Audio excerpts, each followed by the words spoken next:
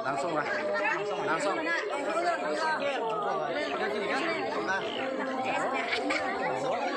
Ayo langsung malam apa? Langsung ke langgar. Langsung aja kalau masih ada situ.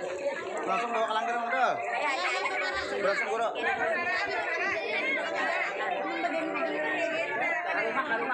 Ya kan anu dulu sini ya. Sama harus istirahat. Sudah taruh.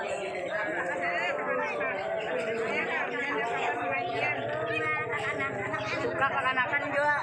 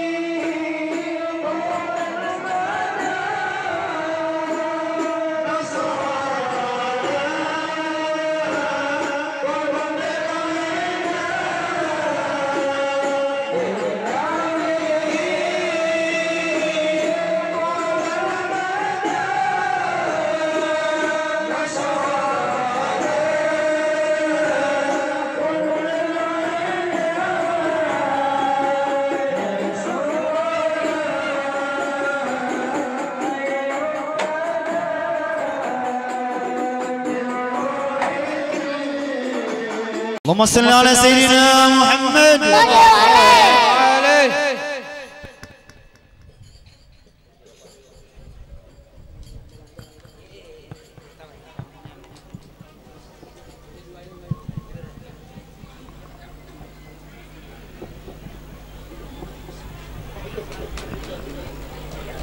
Thank you. Bismillahirrahmanirrahim. Assalamualaikum warahmatullahi taala wabarakatuh. Alhamdulillahirabbil alamin wa bihi nasta'in wa ala umuri dunya waddin. Wassalatu wassalamu ala sayyidina wa maulana Muhammadin wa ala alihi wa ashabihi ajma'in, amma ba'du. Puji syukur alhamdulillah kehadirat Allah Subhanahu wa taala, karena pada pagi menjelang siang ini kita dapat berhadir berkumpul tempat yang mulia ini dalam rangka sama-sama mengikuti perayaan acara kelahiran junjungan kita Nabi besar Muhammad sallallahu alaihi wasallam. Salawat dan salam senantiasa tercurah dan terlimpah selalu kehadiran junjungan kita Nabi besar Muhammad sallallahu alaihi wasallam beserta keluarga beliau, sahabat dan pengikut beliau ila yaumil qiyamah. Yang sama-sama kita muliakan kepada Bapak Kiai Haji Kasful Anwar beserta rombongan dari Kota Muntai. Yang terhormat kepada para alim ulama, tokoh-tokoh agama, guru-guru agama. Yang terhormat kepada Ketua Majelis Ulama Indonesia Kecamatan Daya Barat, Bapak Ustadz Ahmad Sirajuddin.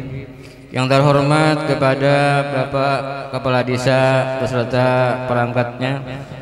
Yang terhormat kepada panitia penyelenggara. Yang terhormat pula kepada Ketua Umum Masjid Besar Rawdatul Jannah, kepada para undangan hadirin wal hadirat jamaah Maulid sallallahu alaihi wasallam rahimakumullah.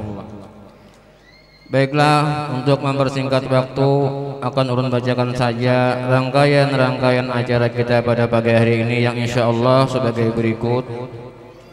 Acara pertama pembukaan, acara kedua pengajian ayat suci Al-Quran, acara yang ketiga kata sambutan dari panitia penyelenggara, sekaligus setelahnya nanti kita bacakan doa penerang hati kepada yang mulia.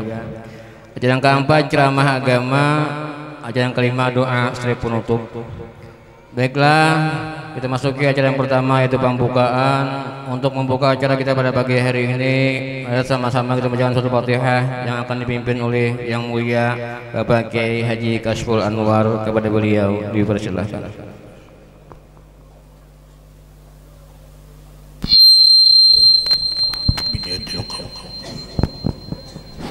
بنية القبول والسلام والوصل الشرير وباطنا بالدين والدين والآخرة دافعة لكل شر جانبا لكل خير لنا ولوالدينا مع الهدى والتقوى والموت على دين الإسلام بلا محنة ولا امتحان بك يا سيدي ولجعلنا جامعة لكل نية صالحة وزيادة محبة بشرف الحبيب محمد صلى الله عليه وسلم وعلى آله وصحبه الكرام.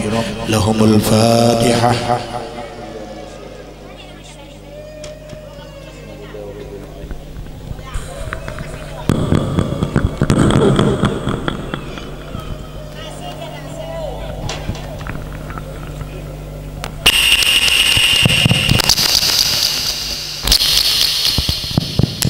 Amin amin ya rabbal alamin.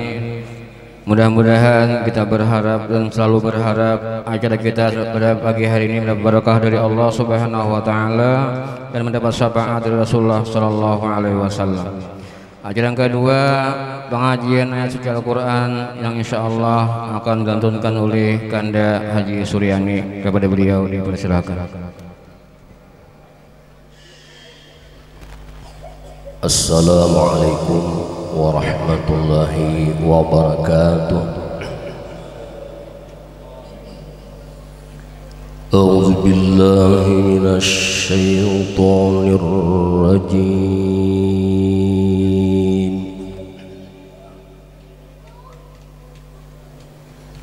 Bismillahirrahmanirrahim.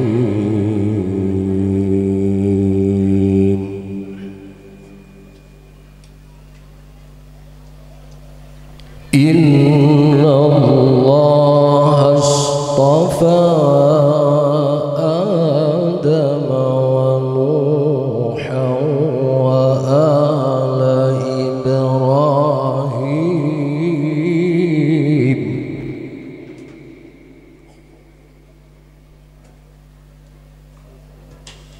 وآل إبراهيم وآل العمران على العالمين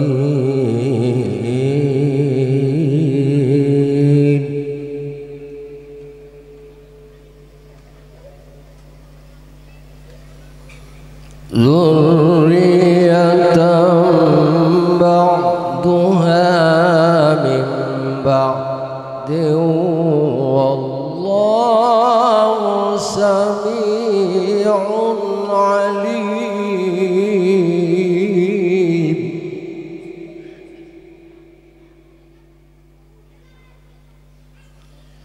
إذ قالت امرأة عمران رب إني نذرت لك ما في بطني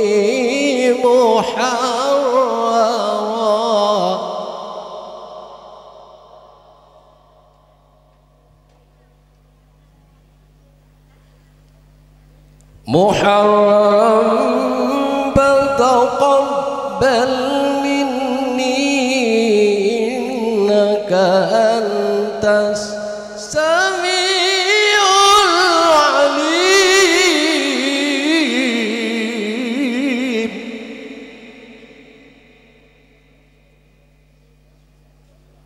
إنك أنت السميع العليم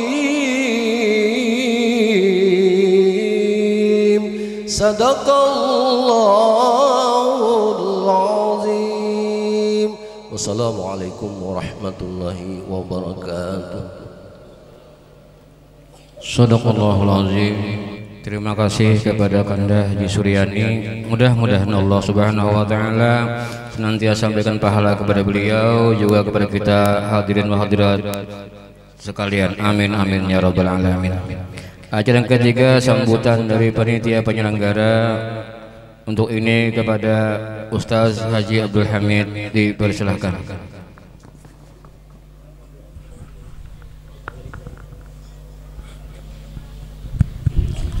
Assalamualaikum warahmatullahi wabarakatuh.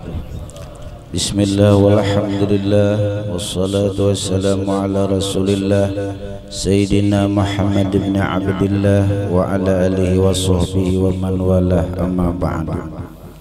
Pertama-tama kita mengucapkan puji syukur alhamdulillah kehadirat Allah Subhanahu wa taala,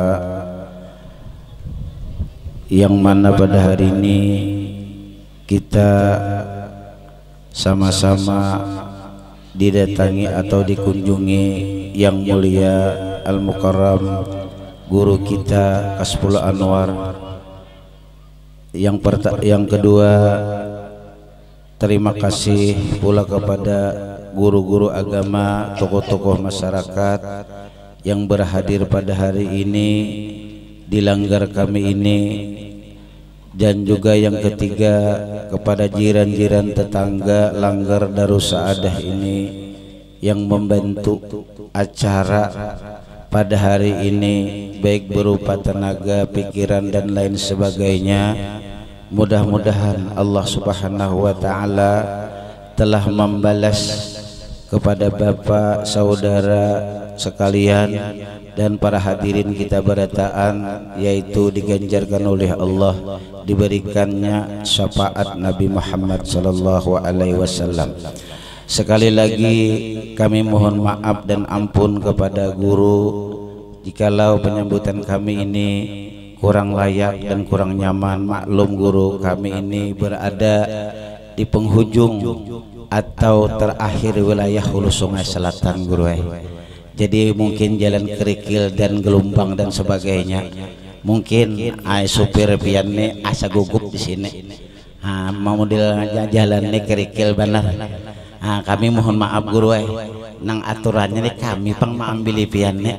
Jadi kami mohon ampun, maaf, dan kami memohon guru tolong doakan kampung kami ini, semoga kampung kami ini mendapat berkah dari Allah, berkat sempian, dan mudah-mudahan kami sabarataan anak-anak kami, anak cucu kami menjadi anak yang soleh dan solehah. Ini saja yang kami bisa sampaikan. Terima kasih barataan. Kami sebagai panitia kita sama-sama mengambil berkah hari ini. Mudah-mudahan apa yang disampaikan guru kita dapat kita gawi barataan. Wabillahi taufiq wal hidayah. Wassalamualaikum warahmatullahi wabarakatuh.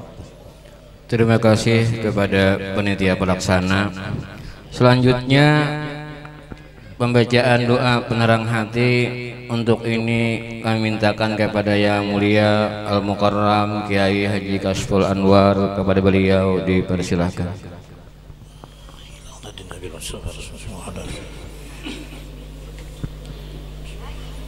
Fatihah.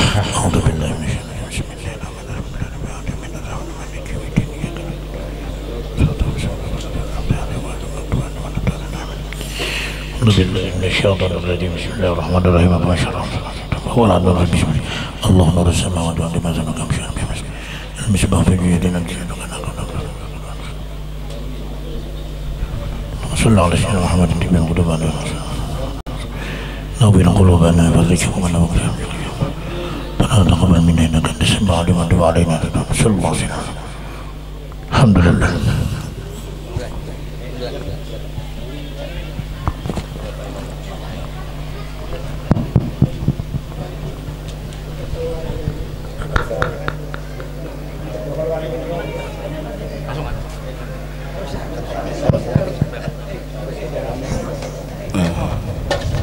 Iya. Untuk hadiah telur 5.000. Jadi kepada para jamaah yang mengambil hintalu dosa menyasah, biar panitia yang berjalan. Mohon kepada panitia banyak orangnya, biar bisa bagi-bagi lah. Jangan menyasah, jangan ribut. Diam di tempat, biar panitia yang berjalan.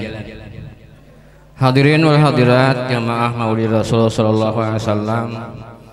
Baiklah, kita masuki acara yang keempat, ceramah agama.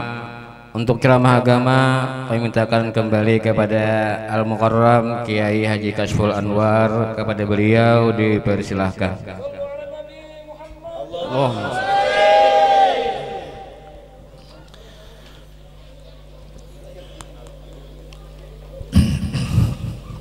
Assalamualaikum warahmatullahi wabarakatuh.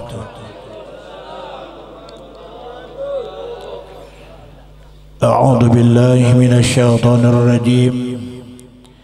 Bismillahirrahmanirrahim. Alhamdulillah nahmaduhu wa nasta'inuhu wa nastaghfiruh. ونعوذ بالله من شرور أنفسنا ومن سيئات أعمالنا من يهد الله فلا مضل له ومن يضلله فلا هادي له. قال الله سبحانه وتعالى في كتابه الكريم أعوذ بالله من الشيطان الرجيم بسم الله الرحمن الرحيم لقد جاءكم رسول من أنفسكم عزيز عليه ما عنتم حريص عليكم بالمؤمنين رؤوف رحيم فإن تولوا فقل حسبي الله لا إله إلا هو عليه توكلت وهو رب العرش العظيم. وقال النبي صلى الله عليه وسلم الراحمون يرحمهم الرحمن ارحموا من في الأرض يرحمكم من في السماء. والصلاة والسلام على سيدنا محمد بن عبد الله وعلى آله وصحبه ومن والاه. Hadratul Kiram, para alim ulama, tokoh agama, wabil khusus Ketua MUI, Ketua Majelis Ulama yang ulun muliakan dan ulun hormati, bapak-bapak para alim ulama dan seluruh sesepuh masyarakat yang kita muliakan dan kita agungkan serta kita doakan, semoga beliau-beliau ini dipanjangkan oleh Allah umur mereka, diberikan kesehatan tubuh mereka, sehingga mereka akan selalu berserta kita di tempat di mana kita berada untuk membimbing kita. Bapak Kepala Desa yang kami hormati dan seluruh jajarannya, Bapak Panitia Pelaksana peringatan Maulid pada hari ini yang juga tidak kalahnya untuk kita hormati semua. Hadirin dan hadirat sekalian, rombongan Maulid yang ulun sayangi. Alhamdulillah, mensyukuri nikmat Allah Subhanahu wa taala. Pada hari ini kita dikumpulkan oleh Allah di tempat yang sangat mubarakah ini dalam rangkaian acara yaitu memperingati Maulidur Rasul atau mengingat kembali dengan kelahirannya beliau yang tepatnya di bulan seperti ini. Semoga dengan mengingat seperti ini, hati kita yang dulu belum cinta kepada Nabi menjadi orang yang cinta. Yang dulunya kita kadang kenal betul dengan Nabi Muhammad, sekarang kita mengenal dengan beliau. Mungkin juga sudah ada cinta kepada beliau, namun akan tambah cinta lagi dengan peringatan seperti ini. Salawat dan salam semoga tercurah dan terlimpah atas seorang pemimpin umat, pembawa rahmat dari dunia sampai kiamat. Beliau tidak lagi asing dengan sebutan di tengah kita, yaitu Nabi Muhammad sallallahu alaihi wasallam. Jamaah hadirin yang dirahmati oleh Allah, selaku pribadi diundang oleh panitia untuk datang ke sini. Tadinya ulun kira setengah jam atau sejam nyampe aja ke sini, tapi ujar panitia karena banyak lubang dan kerikilnya, ulun tidak rasa kurang dihormati, malahan sampai di sini sangat luar biasa dihormati. Dengan jalan yang seperti itu juga tidak beda dengan kampung yang ada di anu kami, sama aja pada berlubang dan penuh dengan kerikil. Jadi dari orang kerikil datang ke buah kerikil juga. Jamaah hadirin yang dirahmati oleh Allah, menyampaikan maaf seandainya nanti apa yang diuraikan, yang dikisahkan, yang disausiahkan ada hal-hal yang tidak berkenan, tidak di hati sempian barataan. Sebelumnya maaf yang sedalam-dalamnya. Tapi ulun kira kalau ibarat belalang kurang lebih belalang anu kami, bahkan nangaunya gin baunya sama pada bau bani kada bacang bisi juga. Nah, pada saat ini kita sangat mendapat kebahagiaan. Ulun tidak bisa menyebut satu persatu untuk memuliakan sempian barataan, namun hati ini sangat senang dan bangga sampai ke tempat ini, bahwa kalau kita nilai dengan kemuliaan dan kehormatan, keagungan, walau kita tidak sebut satu persatu, tentunya yang namanya itu kemuliaan sudah bertungguan ada di diri kita. Sudah ada kemuliaan melebihi daripada orang lain, sebagaimana Allah sebutkan di dalam Al-Quran, kuntum khaira ummatin ukhrijat linnas. Kamu itu dikeluarkan kepada seluruh umat paling hebat dan paling mulia ketimbang umat-umat yang lain. Jadi kalau dihormati, kada diagungkan, kita sudah jadi orang mulia. Andaikan Nabi Adam beserta keluarganya dan pengikutnya datang ke sini, andaikan umat Nabi Musa, Nabi Isa, Nabi Daud dan Nabi Sulaiman datang ke sini, mereka akan tunduk. Kenapa? Sebab karena Nabi Muhammad dan umatnya paling hebat daripada seluruh para nabi. Bahkan Nabi Adam pernah berkata, ya Rab, copot nama kenabianku, copot nama kerasulanku, jadikan aku ini daripada umat Nabi Muhammad saja. Nabi Musa pun berkata begini, ya Rab, seandainya engkau redai dan engkau senangi bahwa aku ini dicabut sebagai seorang rasul dan nabi, jadikan umat Nabi Muhammad lebih senang untuk diriku ketimbang aku menyandang sekarang jadi orang nabi. Oleh sebab itu kita ini tinggal mensyukuri dan bangga hati karena menjadi umat Nabi Muhammad yang paling hebat daripada seluruh umat. Di dalam rawi Ad-Diba disebutkan bahwa umat Nabi Muhammad ini tidak boleh umat-umat yang lain masuk ke dalam surga kecuali umat Nabi Muhammad dulu masuk ke semuanya. Dan bagian-bagian orang yang menjadi umat Nabi Muhammad menjadi penghuni surga lebih daripada yang lain. Satu bagian ada masuk surga bighairi hisab, satu bagian lalu di banyak punya dosa namun diampuni dosanya. Ada lagi satu kelompok yang tidak punya amal kecuali dosa yang menumpuk di dirinya. Namun Allah berkata, periksa ada apa yang punya amal dia. Namun begitu diperiksa cuma satu kalimat la ilaha illallah Muhammadur Rasulullah. Bahwa izzati wa jalali, demi kemuliaanku dan keagunganku kata Allah, akan tidak aku jadikan orang yang ikhlas mengucap kalimat la ilaha illallah Muhammadur Rasulullah, melainkan masuklah dia dengan keampunan dan rahmatku katanya Allah subhanahu wa ta'ala. Bangga kita, senangkah kita jadi umat Nabi Muhammad? Tinggal kita mengakui, bisidin yang mengakui kita jadi umat atau tidak, itu aja. Tinggal kita, apakah kita diakui oleh sidin sebagai umatnya atau tidak, itu saja. Kalau jadi umat Nabi Muhammad sudah paling hebat. Berjalan ke mana saja tidak dihormati, sudah jadi orang terhormat. Duduk di mana saja kita berada tidak disebut nama kita dan tidak diagungkan nama kita, sudah jadi orang terhormat karena kita menjadi umat Nabi Muhammad sallallahu alaihi wasallam. Sebelumnya meneruskan pembicaraan tentang kecintaan kita kepada Rasulullah. Tadinya kan ulun menyampaikan maaf utama dengan panitia dan semua yang hadir di sini, dengan harapan maaf yang sesungguhnya. Andai nantinya apa yang ulun sampaikan kada nyaman didengar oleh sampean, atau memang namanya orang yang ceramah agama ini modelnya kayak mahambur uyah aja, garam, siapa nang ganal mata lukanya inya nang kapadihan, nang mahambur kada tahu kisah. Jar orang amuntai cung paraho bila inya kana kada tahu. Atau bahasa orang amuntai asam janar apabila karena sambatannya benar tak. Nah, oleh sebab itu menyampaikan maaf sebelumnya. Kalau sudah ulun minta maaf, minta halal, minta ridha, sebelum ulun berbicara lalu tersalah, tapi kan tersalah sudah pasang lalu minta maaf.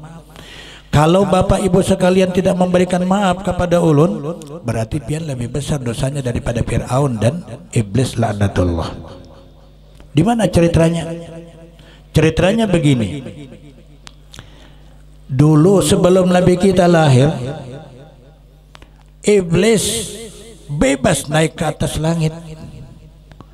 Dia melihat akan gurisan kalam di Lauh Mahfuz. Dia mendengar berita-berita yang akan terjadi di dunia oleh si iblis laknatullah ini.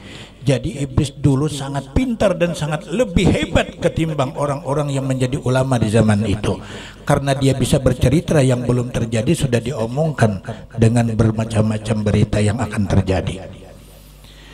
Lalu iblis pada suatu saat naik dia ke atas langit, melihat catatannya di Lauh Mahfuz akan terjadi terhadap umat Nabi Muhammad. Di Lauh Mahfuz itu ada orang yang lebih besar punya dosa, lebih besar daripada Fir'aun dan iblis laknatullah. Katanya iblis, alhamdulillah, padahal dia orang neraka juga sudah alhamdulillah aja masih. Syukur ada aja lagi nang tauyuh pada seorang, ya kan? Ada aja lagi nang tersakit barangnya pada seorang. Ada orang yang lebih besar dosanya daripada Fir'aun dan iblis laknatullah. Bergegaslah iblis turun ke dunia menemui temannya Fir'aun laknatullah. Pian kenal lawan Fir'aun? Kenal lawan Fir'aun? Kalau kebetulan ada yang tak imbe sekolah SD bahari. Kenal Fir'aunnya sajalah, kada tahu di orangnya juga. Tapi ulun kemarin waktu ke Mesir melihat mumi Fir'aun, masya Allah, baju harus diganti kembali karena berbau bosok. Tapi kalau perempuan melihat jasadnya Fir'aun, konon itu benar atau salahnya, yang jelas dia ada masih dimumikan di sana di satu museum yang ada di Mesir Alexander. Nah, setiap perempuan apabila melihat tubuhnya Fir'aun ini jarang-jarang orangnya mesti keluarnya kasarupan.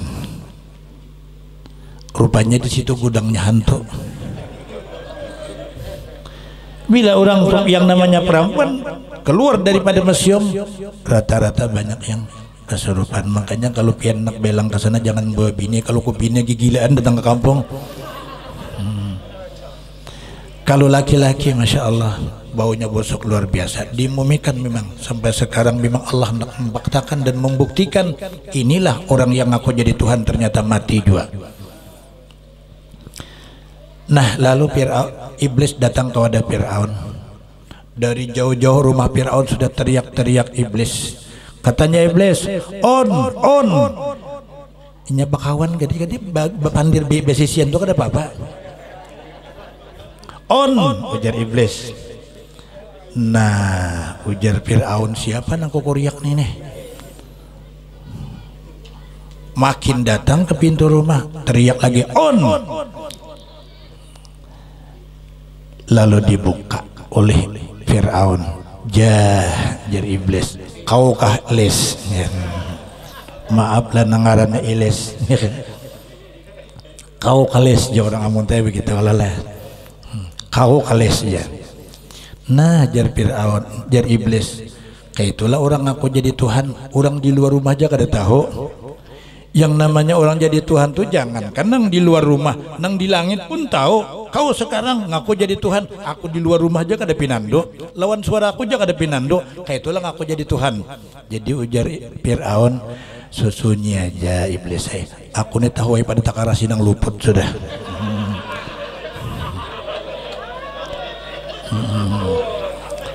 Tahu ya aku jadi Fir'aun pada takarasi nang luput tuh cuman sudah tahu ucap ngaku jadi Tuhan.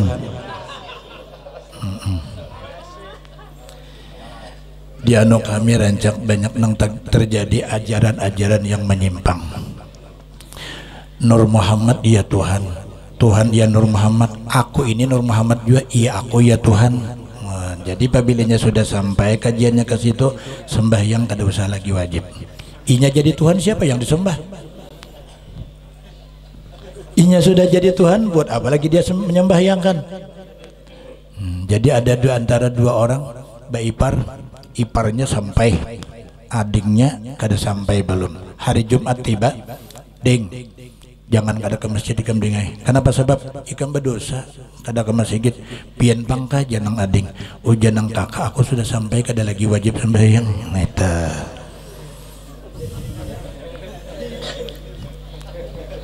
Ada kadang sampai sini juga.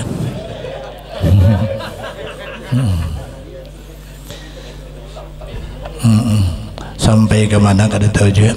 Dengan punya dalil dan punya rujukan, idza wasalal abdu saqatat anhu kulfatun, apabila sudah sampai seorang hamba ke makam yang tinggi, maka kewajiban beban itu tidak lagi ditanggung olehnya dengan kewajiban. Artinya kada lagi wajib sembahyang.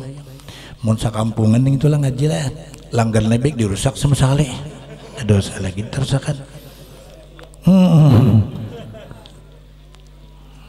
Nah, orang yang meminta ampun tapi tidak memberi ampun, dosanya lebih besar daripada iblis dan Fir'aun. Kenapa? Sebab Allah hamba punya dosa dengan jumlah satu gunung, beberapa gunung sealaman ini pun kita punya dosa. Asal meminta ampun kepada Allah, Allah akan memberikan ampun. Kita cuma sekedar kesalahan yang kecil, tidak membuka pintu hati untuk memberikan ampun kepada orang, berarti kita lebih besar dan lebih kejam daripada Allah Subhanahu. Makanya dosanya lebih besar daripada Fir'aun dan iblis laknatullah. Jadi siap-siap aja pian beri ampun mun ulun tak salah. Mun pian kada pacang memberi ampun ulun bulik belum bapandir sekali. Peringatan Maulidur Rasul, tentu setiap penceramah mesti ada salah.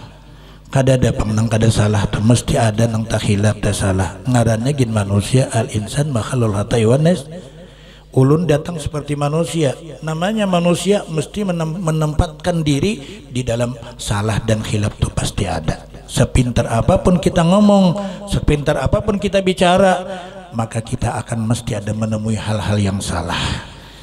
Nah, kesalahan itulah kunci daripada kita untuk selamat hidup dunia dan akhirat. Di mana kunci selamat? Meminta maaf dan memberi maaf. Kunci dari untuk keselamatan ke akhirat nanti kita pulang, yaitu memberi maaf dan meminta maaf. Kalau ulun minta maaf pian kada memberi maaf misalnya, kira-kira di akhirat masa susah kada? Ulun kada diampuni dosa, tapi pian masuk surga kada kawa juga. Kenapa? Sebab kada kawa. Di mahsyar, di meja pengadilan Allah Ta'ala yang di sana, kita tidak akan bisa berangkat menuju surganya Allah. Kata Tuhan, bertahan dulu di sini. Kau harus diselesaikan dulu dengan orang yang kau cintai, yang engkau bermusuhan, dan engkau tidak senang, tidak akur dengan saudara kamu. Kamu tidak akan bisa masuk surga kecuali bertahan dulu untuk sementara di depan meja hijau Allah untuk diadili. Nang ditunggui orangnya kadang-kadang 2 bulan, 3 bulan, setahun, 100 tahun nang ditunggui. Seorang unggut di situ menghadangi. Maka menghadangi di situ haufatan urratan, kada saling sandalan, kada saling bajuan, batilanjang bulat, matahari sekilan pada kepala. Tersiksa kada menunggu untuk orang yang kita nanti datangnya terlambat.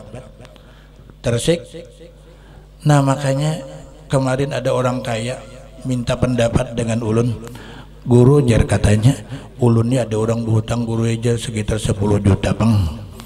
Nah, nang ini nih kayak kisahnya nih, mun aku aja bang mamanya nang kada mau akur nih.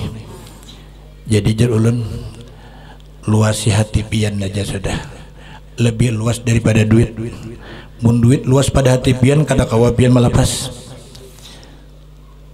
Di mana guru? Bariakan aja. Mun inya kada kawa membayar. Kalau inya kawa bayar, jangan dibariakan dulu. Nah itu. Adapun kalau pian berikan, maka nang pertama pian dapat pahala di surga. Itu ada satu mahligai yang kita akan bingung, Tuhan itu milik siapa Tuhan? Mahligai itu milik siapa? Katanya Allah Ta'ala itu milik kamu. Hasil pahala apa ya Rab? Hasil pahala karena kamu memberikan halal bagi orang yang terhutang kepada kamu. Ampunnya nang berhutang itu kada tahu pada yang dibariakan. Tapi kau berurusan langsung lawan Allah Ta'ala, lawan aku katanya Allah. Lalu kau berikan dengan sembunyi-sembunyi. Makanya aku memberikan mahligai juga dan tanpa diketahui oleh kamu. Kamu kagum akan melihat hasil daripada berian kamu itu sendiri, karena antara kamu dengan Tuhan kamu saja yang tahu. Malaikat pun kada tahu asalnya siapapun mahligai itu. Jadi untungnya kira-kira mahal Tuhan kalau memberikan untung ketimbang 10 juta. Kalau nukar rumah ini 10 juta baru papang nilainya, paling-paling padunya, tidak lawangnya, ya kan? Tapi kalau kita memberikan sesuatu kepada nafkah atau memberikan infak kepada orang lain, minimal man jaa bil hasanati falahu asyru amsa. Siapa yang melakukan akan pemberian nafkah, memberikan sedekah, 1 dibalas dengan 10. Kalau 10 juta jadi 100, kan lebih mahal Allah Ta'ala akan membagi. Itu paling rendah. Kalau kita memberikan nafkah atau memberikan sedekah kepada orang yang fakir, lagi tambah ibadah orangnya, 1 dibalas dengan 25. Tapi kalau kita berikan nafkah itu kepada orang yang fakir, kemudian ahli ibadat, keluarga pulang, menyangkut kula pulang, jawabannya akan menjadi 1 dengan 50. Kalau kita berikan itu sedekah kepada orang yang fakir, ibadat ahli dia, kemudian keluarganya ini bukan keluarga biasa, kuitan sendiri, 1 dibalas dengan 100. Tapi kalau kita berikan kepada orang yang i'la kalimatillah, hidup berjuang untuk memperjuangkan agama Allah, siang malam 24 jam selalu berpikir bagaimana Islam ini supaya menjadi ya'lu wa la yu'la alaih, tinggi tidak bisa ditandingi lagi ketinggiannya. Perjuangannya tidak ada waktu, tidak ada kesempatan kecuali i'la kalimatillah. Kita korbankan harta kepada mereka ini, Allah menyatakan dalam Al-Quran, masalul ladina yunfiquna amwalahum fi sabilillah kamathali habbatin ambatat sanabi'a fi kulli sumbatin mi'ata habbah wallahu yudha'ifu liman. Allah akan mengganjarkan sama halnya dengan satu biji benih yang akan dia lemparkan ke tempat dia semayamkan, kemudian lalu dia berbuah, akan menghasilkan 7 tangkai. 1 tangkai 100 biji, 7 tangkai 700 biji. Satu pengorbanan untuk orang yang membela agama Allah dengan 700 ganda akan pahala yang dia berterima. Bahkan Allah menyebutkan lagi di akhir ayat, wallahu yudha'ifu liman yasha. Kadang-kala lagi dibilang berapa banyaknya. Rintitan cara kita memberikan nafkah kepada orang lain, mengorbankan harta kita kepada jalan agama Allah beda. Nah, oleh sebab itu kita peringati Rasulullah yang menyampaikan akan hadis dan rintitan-rintitan tentang sedekah ini. Semoga kita bisa mengamalkan. Seterusnya Nabi kita sallallahu alaihi wasallam kita peringati di bulan ini, karena di bulan ini beliau dilahirkan, di bulan ini beliau dihijrahkan, kemudian di bulan ini pula beliau diwafatkan oleh Allah Subhanahu wa taala.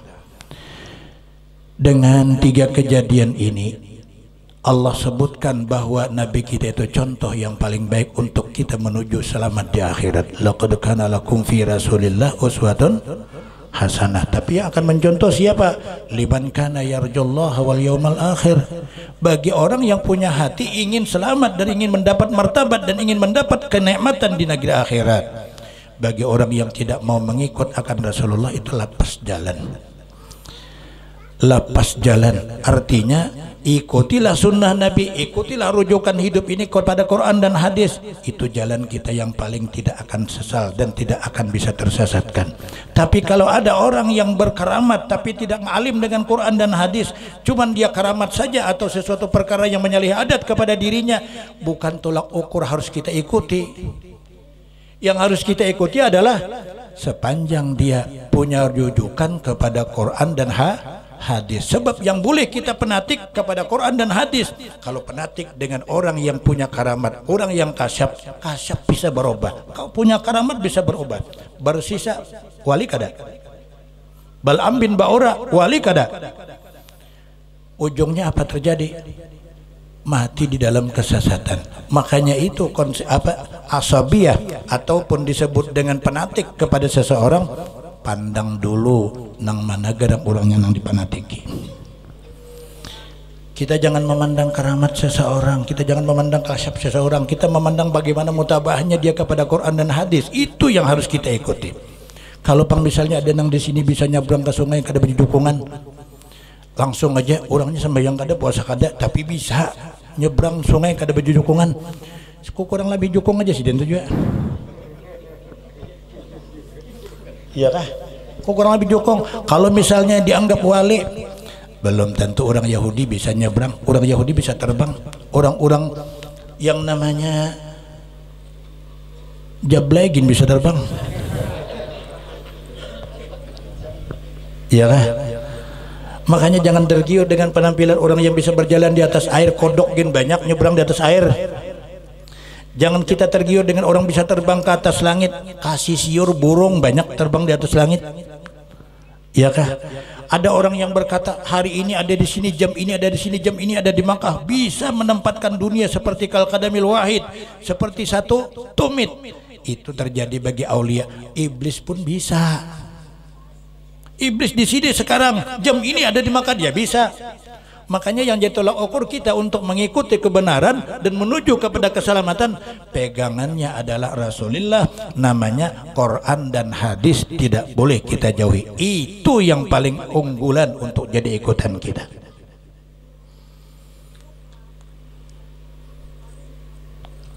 Nah, oleh sebab itu Rasulullah mulai mengajarkan kepada kita dengan kelahiran beliau, dengan firman-Nya Allah, huwallazi ba'atsa fil ummiyina rasulan minhum yatlu 'alaihim ayatihi wa yuzakkihim wa yu'allimuhumul kitaba wal hikmah wa in kanu min qablu la fi dhalalin mubin.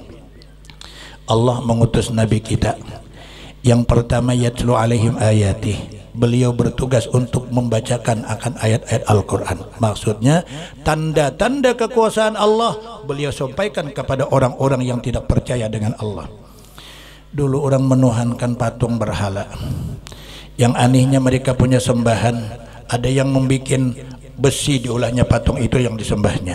Ada juga yang terbikin daripada kayu, itu yang disembahnya. Ada yang dibikin daripada timah dan emas, itu yang disembah mereka. Ada yang kata tapi berduit, tapi ada sedikit besi duit. Adonan ontok diolah patung. Pabilanya kelaparan diigutnya Tuhannya. Bilanya kehabisan makanan, Tuhannya nang diigutnya. Untuk menjadikan orang ini supaya mengenal Allah, ma'rifat kepada Allah, jauh daripada menyembah berhala dan patung ini, Rasulullah mengajarkan bermacam-macam cara untuk membuktikan ayat ini, tanda ini, bukti ini adalah bukan siapa-siapa yang menciptakan kecuali Allah Subhanahu wa ta'ala. Tentunya di tengah-tengah aliran paham orang yang begitu jauh dengan Allah, penuh dengan rintangan, intimidasi, halangan dan bermacam-macam tindakan yang keras terjadi kepada Nabi kita sallallahu alaihi wasallam.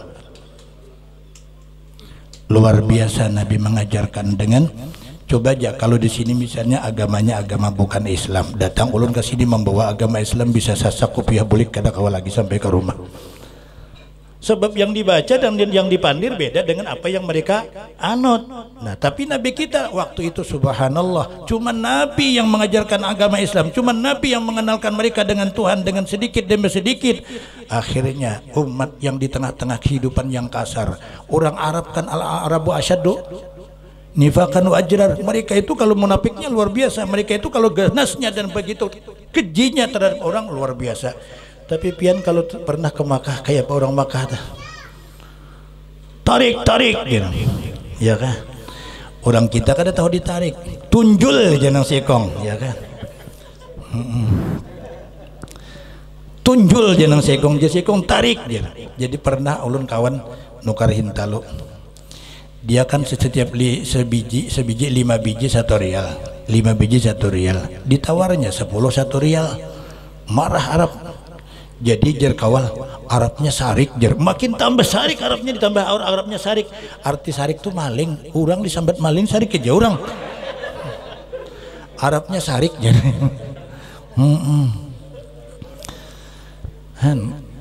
Salah paham gak dikira Arab sih, orang Arab nih, ini pada orang Indonesia, bahasa orang Indonesia kan sarik tuh marah. Kalau orang Arab menyambat sarik itu ya pencuri.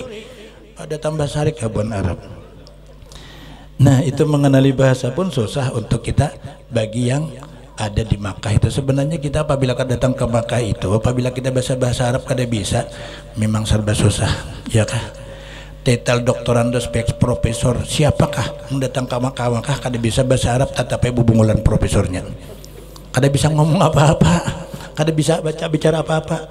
Hafalan pun apa dihafal di sini, kalau memang di sini hafal sampai ke Makkah setengah hafal aja lagi. Tapi kalau di sini setengah hafal, di sana kada hafal lagi. Tapi mau di sini kada hafalan sama sekali, ke sana bungul sekali.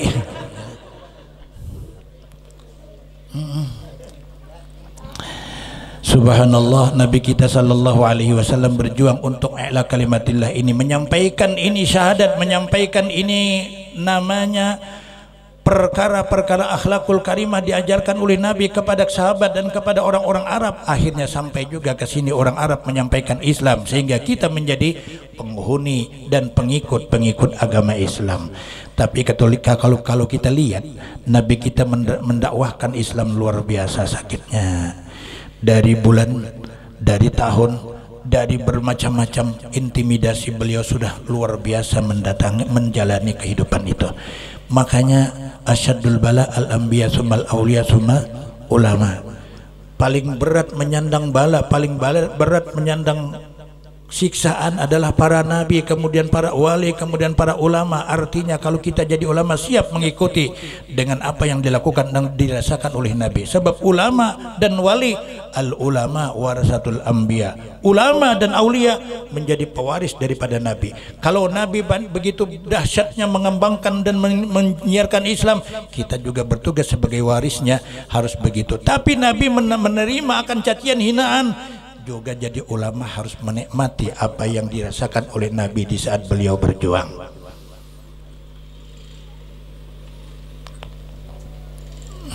Akhirnya Nabi pada bulan ini juga beliau diwafatkan. Kita sudah berada di hari yang ke-17 mungkin hari ini. Berapa hari lagi akan kita tinggalkan bulan yang mulia seperti ini. Nabi pun sudah mulai juga pada usia 63 tahun. Beliau pada suatu hari pernah habis dakwah datang ke rumahnya Siti Aisyah. Kebetulan pas giliran Siti Aisyah. Ini nang bahasa bagiliran ini nang bisi bini lebih pada 1 lawan 2 aja. Menang kada bisi 1 2 kada ada bahasa giliran.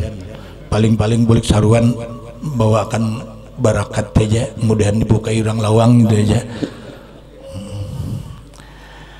Nah, Nabi begitu datang ke rumah Siti Aisyah, beliau dengan mata yang sedikit, wattnya cuma 2 watt setengah aja lagi, asalnya 10 watt nyarak mata. Begitu datang kecapian, keuyuhan, mata kurang guring, ya cuma 2 watt setengah aja lagi. Siti Aisyah walaupun paling muda istri beliau, tapi paling pengertian dengan Nabi kita sallallahu alaihi wasallam setelah Khadijah al-Kubra. Pengertian ngarannya. Bini-bini nang pengertian itu perlu banget, Bang. Menang kada pengertian tuh ya nang alih benar nang lagi itu sarabeng mau muyak malah bini. Kada pengertian. Ujar nang laki umanya lah nih anu kita pembulutan kalau malam ini enggih aja. Kayak namanya aja apabila orang marhaba ungkai susu lah aja. Dikira susu cap nona, sakalinya makcul kutang nah jangan memutar susu padang lalakian. Ngarannya bini-bini kada pengertian. Maksud nang laki itu susu lengirakan dalam cangkir atar keluar orang nak minum susu dulu sebelum acara ceramah agama, begitu kan bisa nang biasanya. Nang bini kada pengertian sakalinya jenang laki ungkai susu kina pas orang marhaba harum macul kutang nah jangan mutar susu. Jaka bang susunya bilang aja nang kayak bakul pemasakan nih itu.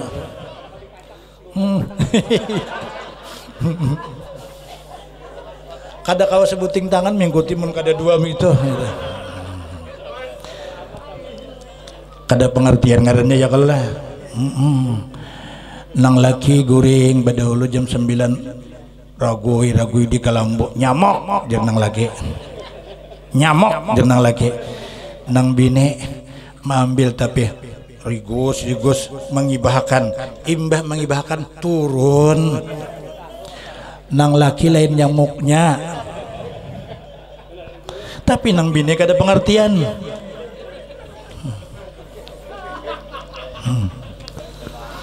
Nang laki kada nang bini kada pengertian. 2 talu kali ngibahkan Kalambo iya turun aja masih. Kada bisa membawa diri lawan kada pengertian. Iya sibuk jemaah anu pulang apa namanya menyanyi iwak, beli lipat.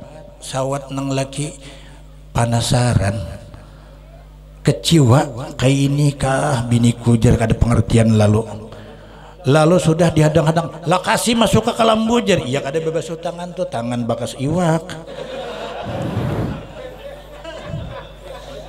Ya Allah, kalau Nabi mengajarkan kepada kita mantotaya bazada akluhu, siapa yang suka berharum-harum di dalam Kalambo itu mengkawa harumi, kalau perlu jadi akan kubah sama sekali. Andaki kambang setiap malam Jumat 4 buncuk Kalambo. Apabila di Kalambo itu bawa harum, penghuni Kalambo akan jadi orang pintar semua. Tapi apabila ketujuh mencium berbau yang berbau busuk, tumpul akarnya, bungul bertambah sekali. Iya kah? Nah, banyak bibinya nang kurang perhatian begitu.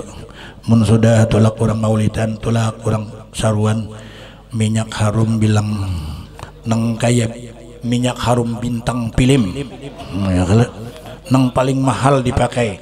Begitu masuk ke dalam Kalambo, bukan minyak harum bintang film, binatang film. Iya.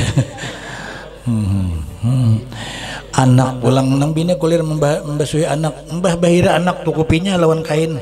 Tahu kisah lagi guring saling janakan kada kisah subuh nang laki tapuruk tapi nang betahin itu.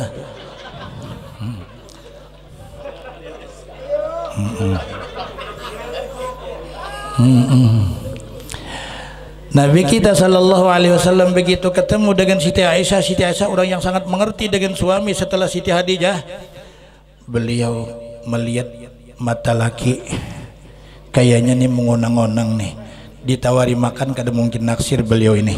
Apa yang terjadi ya Rasul? Sempian perlu tidur atau perlu makan? Terserah kau, katanya Rasulullah. Siti Aisyah dengan penuh pengertian yang luar biasa, bukan mengambilkan guguling, bukan mengambilkan bantal, dihujurkan paha, ditidurkan Rasulullah di atas paha. Coba, ada lapian pernah nangguring di atas paha bini? Adakah yang pernah tidur di atas paha bini? Yang ada bini guring di atas pahala? Kalau juga bang.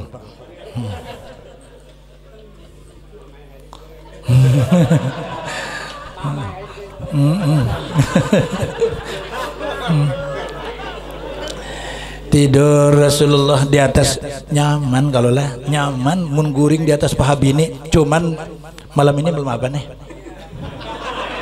sekali-sekalilah mengikuti akan ummahatul mukminin, yaitu Sayyidah Aisyah radhiyallahu an.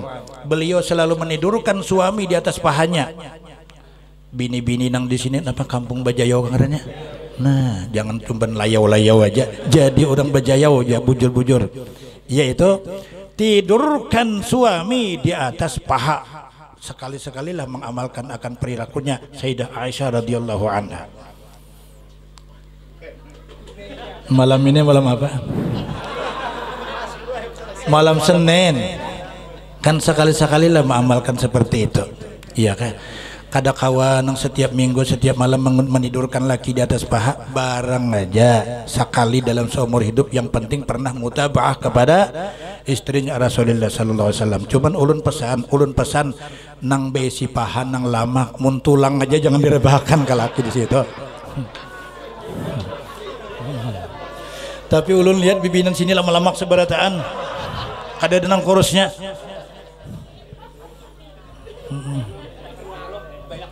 Iya.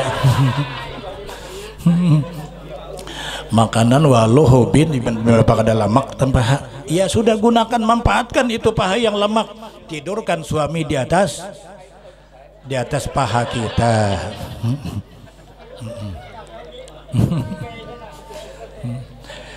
Akhirnya Nabi kita karena memang sudah ngantuk lawas sebelum beliau datang ke rumah, dengan secepatnya beliau tertidur. Di saat Nabi kita tertidur, subhanallah, Aisyah dengan matanya yang nyarak tajam melihat ternyata di janggut Rasulullah ada tuh 19 uban. Ada ubatnya tuh 19 bilah. Dan kerjanya Siti Aisyah untuk menidurkan laki yaitu memegang janggut. Inya orang Arab tuh apabila dipegang janggut pian lakas banget guring. Coba pian kalau ketemu orang Arab sedang bertengkar, orang Arab sedang berkelahi, begitu dia sengitnya pertengkaran, sekong mengacak janggut, isbir, salli ala nabi, katanya. Ranai yang tuh orang Arab tah. So Arab memang begitu. Apabila orang Arab apabila berjanggut, apabila saat marah-marah, kacak janggutnya. Isbir, sallu ala nabi. Ranai Arab kita. Jadi Siti Aisyah Sidin menidurkan suami, senang meremas-remas janggut suaminya. Itu bibinya naik. Tapi abahnya nih guru aja kada bisi janggut kayak apa? Nang mana nang dijapai janggut nang mana? Nang taka bawah pada janggut nito nang dijapai. Ada aja lagi nang lain pada itu janggut. Janggut nang sebutingnya, janggut sini kada ada besi misalnya, ayo janggut cacarian ke bawah lagi pada situ, ada aja janggutnya. Insya Allah nah laki lakas banget guring juga kalau dipegang-pegang janggutnya.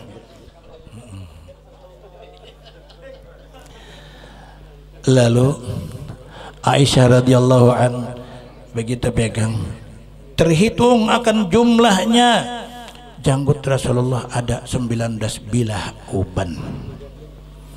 Kalau uban ada tuh isyarat apa yuk? Isyarat apa? Nah, kita ini selalu diincar oleh malaikat Israel. Ada yang dijapai matanya, ya kan, tapi melihat lagi lawan kekawanan. Ada yang dipegang pinggangnya, ya kada kau lagi lawas duduk untuk saruan. setengah acara aja hilang, ada tahan pinggang dijabal oleh Israel sudah pinggangnya. Ada lagi nang digawilnya di telinga, ya kata mendengar di kiau. Ada juga nang digawilnya yaitu giginya, kita tinggal sebelahannya lagi digawil oleh Israel sudah beberapa bila, luloi hilang, ada lagi. Nah itu lalu dipegang, dihitung 19 bila. Andai kata ini Rasulullah sudah mempunyai janggut 20 bila, isyaratnya bahwa beliau tidak akan lama lagi berpulang ke rahmatullah. Tidak lama lagi akan berpulang ke rahmatullah. Akhirnya tidak sadar, air mata Aisyah menetes tepat gugurnya di pipinya Rasulullah sallallahu alaihi wasallam. Terbangunlah Rasulullah karena merasa dingin, ada air menetes di pipinya. Kalau Rasulullah bertanya, ya Aisyah, ma yabkiki ya Rasul, ya Aisyah, apa yang menyebabkan kau menangis wahai Aisyah? Aku menangis bukan karena apa-apa, tapi takut kehilangan engkau tidak lama lagi akan berpulang ke rahmatullah. Itu isyarat ada janggut sudah 17 bila tumbuh di dagu sempian. Itu ada uban. Jadi isyarat bahwa kau tidak lama lagi akan berpulang ke rahmatullah ya Rasulullah. Sadaqti ya Aisyah, yang kamu terka dan kamu kira itu benar ya Aisyah. Memang Aisyah, kalau orang yang kehilangan laki itu sangat luar biasa menyakitkan dan menyedihkan. Siapapun kalau orang cinta kepada suami, kalau meninggal suaminya pasti akan tersakitkan rasa hatinya. Ujar orang nang sayang lawan laki, begitu lakinya meninggal keluar daripada rumah, rasanya dunia ini hampa, nggak ada artinya lagi. Betul kada? Betul. Kalau nang bini tadi sayang, menang bini kada sayang bang, alhamdulillah mau jablain mati juga ya kan? Ya kan? Ada lagi ulun punya kawan mati bini, begitu ketemu kawan sama pada kawan nih, anu kawan bini kan mati kaja, mati jar hanya belum menyar tuh saja. Alhamdulillah bini mau mati jar, biniku garing juga kada mau kam jar. Kenapa? Gara pakai anak mati bini, hendak biasa nang ada nih karaing banget orangnya, pamamayan banget orangnya. Jadi nang cari ya nang tambah baik jadinya, han didoakannya mati bininya. Cuman kawin kada weni apa bininya kawawanian. Mun di sini kada ada nang kayak itu. Di sini kada ada nang kayak itu ya lah. Kada ada kalau. Kada ada kalau. Ada kada.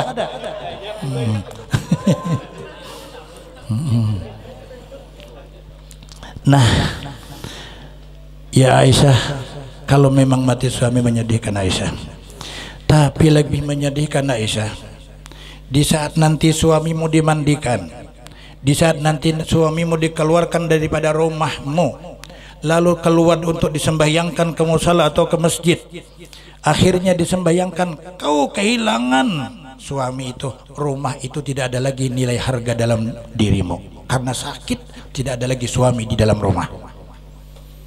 Sakit banget. Ulun pernah menakuni orang nang balu kayak pekem waktu laki mati semalam jar. Jadi jar ulun jar-jarnya ada lagi artinya jar bani dua kinde ya ada hihirin aku lagi jar. Apalagi napa aja nang ada di rumah tuh bilang aku sedekahkan dengan semuanya gisan arwah lakiku tuh bang di semuanya. Aku asa kada pantas menikmati peninggalan arwah. Inya dalam kubur aku menikmati di sini kada pantas. Makanya anak wakafkan aja semuanya. Katanya itu si perempuan. Memang perempuan ini seiasa kata dan mati sehidup semati. Cuman dikuburakan kada mau nang bini.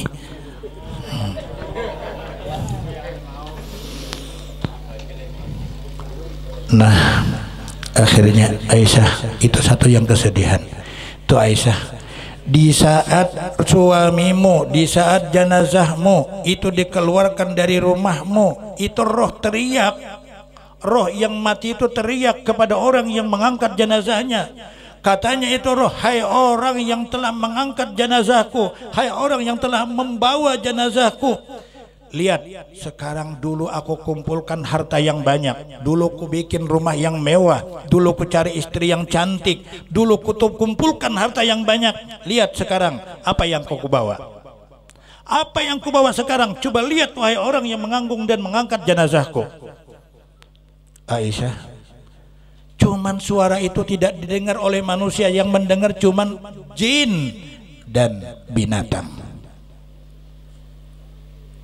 Makanya kalau jenazah diangkat, borong pada diam gak ada? Diam.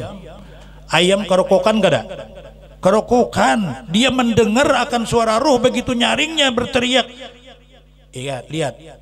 Banyak ya yang aku kumpulkan selama ini harta. Sekarang apa yang aku bawa? Rumah yang mewah ku bikin. Apa bisa ku bawa ke dalam kubur? Gak bisa. Camkan wahai orang yang mengangkat jenazahku, katanya. Rasulullah bercerita tentang itu kepada Aisyah radhiyallahu anha. Lalu roh itu jenazah dibawa kemana? Ke tempat disembahyangkan. Dibawa ke masjid. Padahal arwahnya kada suka ke masjid. Hendak mati lalu bawa siatnya kini akulah ngun mati bawa ke masjid ya. Hari raya aja kada suka ke masjid. Sekali mati minta bawa ke masjid. Jangan kurang pada orang 200 yang nyambayangkan. Kina mun menguburakan kina di paimaun masjid anda akanlah aja. Sadang kelakuan. Roh ini teriak, Pak. Setelah jenazahnya disembahyangkan oleh jamaah yang menyembahyangkan jenazahnya, dia teriak, hai jamaah yang sudah menyelesaikan sembahyang jenazah atas diriku, itu bukan kepentingan bagi diriku, namun aku berpesan kepada kamu semua, sallu qabla an tusallu, sembahyanglah kamu sebelum kamu disembahyangkan orang. Jangan mengharapkan orang yang menyembahyangkan kalau kita kada sembahyang. Ya kah? Hasibu anfusakum qabla an tuhasabu. Hitung dirimu sekarang berapa umur, berapa amal, berapa dosa sebelum kamu dihisab di padang mahsyar. Kata ini mayit, cuman yang dengar cuman binatang dan malaikat. Jin gak ada dengar juga, beta salah tadi menyampaikan. Akhirnya itu jenazah wahai Aisyah dibawa lagi ke tempat persemayaman terakhir, yaitu dimasukkan ke dalam kubur. Begitu dimasukkan ke dalam kubur, ditutup. Pangkat kedudukan kita akhir perjalanan apa kira-kira? Setinggi apapun kita punya jabatan, setinggi apapun kita punya tingkat, setinggi apapun kita punya IQ dengan nilai S1, S2, S3 sampai istilir, ujungnya kalau harta yang banyak cuman tumpukan tanah yang paling menumpuk kepada diri kita. Makin sugih, makin banyak bisa harta, makin gairah tukang tabuk kuburan, makin dalam kuburan kita. Iya kada? Amploknya ganal jadi buahnya pindah bagairah, pindah mana bukakan. Mun sudah sakit orangnya ingin pinggang gimana sedangnya sudah.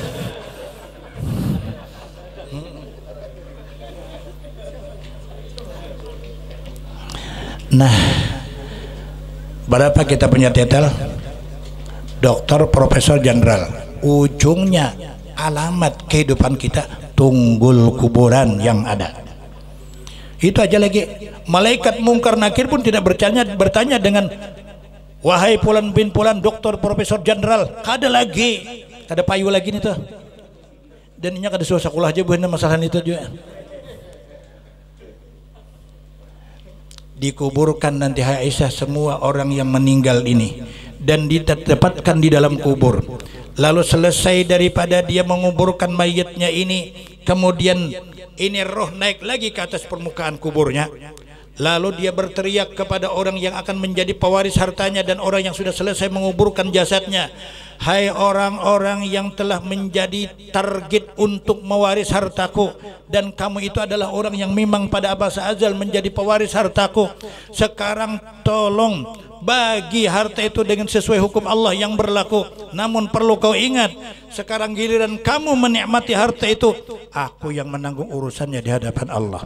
Kau yang menikmatinya, aku yang menyandang urusannya di hadapan Allah. In kana malul halal hisab. Jika seandainya harta yang kau tinggal itu harta yang halal, tapi urusan dan hisab yang akan kita terima. Wa in kana malul haram iqab. Namun apabila kita meninggal harta yang haram, bukan hisab tetapi adab dan iqab dari Allah Subhanahu wa taala. Apa artinya harta kalau kita menjadi beban? Apa artinya nikmat yang kita miliki kalau kita ngambil dengan harta yang tidak jalan halal? Giliran mereka yang menikmati itu yang menikmatinya, namun kita yang menyandang urusannya di hadapan Allah Subhanahu wa ta'ala. Sadarkah kita dengan harta kita? Sadarkah kita dengan peninggalan kita? Apakah akan menjadi nikmat kepada kita, atau menjadi kenyamanan dengan kita, atau menjadi adab atau siksa kepada kita? Na'udzubillahi min dzalik. Begitu salah satu di antara cerita antara Nabi dengan Siti Aisyah, yang untuk ini diabadikan supaya kita menjadi pertimbangan. Dengan harta yang ada kita miliki, janganlah kita menjadi bangga, malahan kita jadi waspada. Alamatus sa'adah minal aghniya, ada cirinya orang yang sugih selamat di akhirat, yaitu al-husnu bimalihi, sedih dia dengan hartanya, bukan bangga dan merasa hebat dengan punya harta. Wa alamatus syaqawah bil aghniya al-fakhru bimalihi, orang yang celaka, orang-orang yang sugih, yaitu bangga dengan hartanya karena dia lupa bahwa itu ada tanggung jawab yang luar biasa akan dihadapi. Bapak sekalian, inilah yang dapat ulun sampaikan, mudahan ada manfaatnya. Akhir kalam, wallahul muwaffiq ila aqwamit thoriq. Wassalamualaikum warahmatullahi wabarakatuh. Terima kasih kepada Al-Mukarram Kiai Haji Kasful Anwar atas tausiah beliau. Mudah-mudahan kita dapat mengambil intisarinya dan dapat mengamalkannya dalam kehidupan sehari-hari. Amin ya rabbal alamin. Acara yang kelima, doa. Untuk doa ini kami minta kembali, untuk doa ini kami minta kepada Bapak Kiai Haji Jasran, kepada beliau dipersilakan. Amin amin amin. Bismillahirrahmanirrahim. Alhamdulillahirabbil alamin, wassalatu wassalamu ala asyrafil anbiya'i wal mursalin sayyidina Maulana Muhammad wa ala alihi wa sahbihi ajma'in. Allahumma ighfir lana dzunubana walidina warhamhum kama rabbawna shighara wa li jami'il mu'minina wal muslimin wal muslimat al ahya'i minhum wal amwat wa tabi'u bainana bi rabbika rahman takhir rahim wa la hawla wa la quwwata illa billahil azim. Allahumma inna nas'aluka al-afiyah wal mu'afata daimata fid dunya wal akhirah. Allahumma tawil umurana fi ta'atika wa sahih ajsadana wa narikuna wasabit imanana wasi arzaqana sinamalana wa yahiri karim. Allahumma rzuqna waladan salihan aliman. Allahumma rzuqna waladan salihan aliman.